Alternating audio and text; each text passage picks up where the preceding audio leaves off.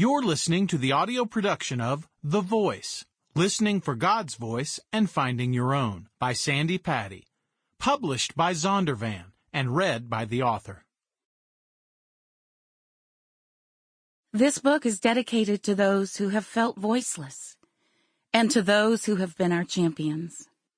To my family, Don, Anna, Colin, Thatcher, Madeline, John, Rachel, Jen, Scott, Aiden, Donnie, Katie, Allie, Will, Aaron, Molly, Sam.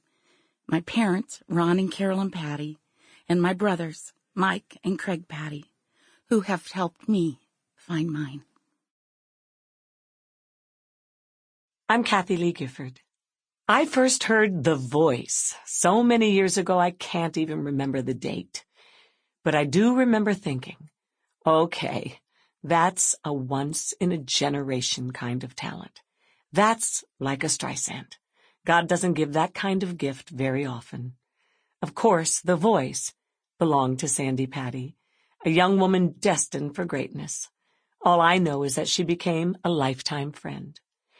What you are about to discover about Sandi in this book will shock you, upset you, and ultimately make you rejoice in the power of a life lived well with God.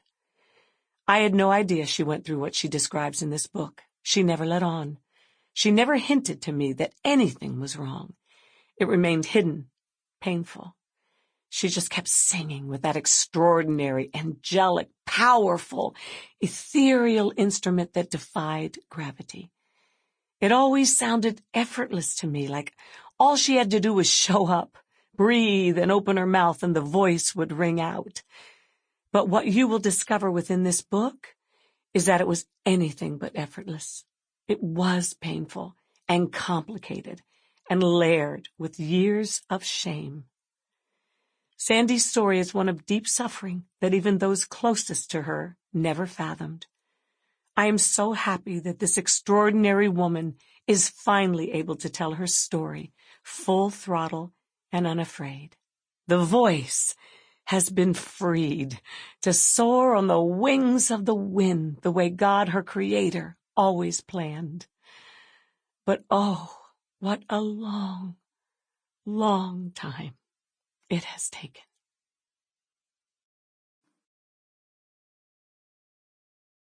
Prologue.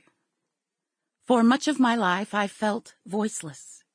I know those aren't the words one expects to hear from a vocalist with 40 Dove Awards and more than 30 albums who has spent the better part of 4 decades singing for a living.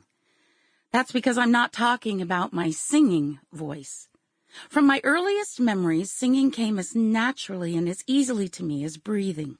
What didn't come naturally was using my own words to speak my thoughts and feelings, to express my identity, my opinions and value and worth and understanding to others or even to myself. If you sense a major disconnect of that description from the woman who eagerly bounds onto the stage and steps into the spotlight, mic in hand, to sing her heart out, you are right.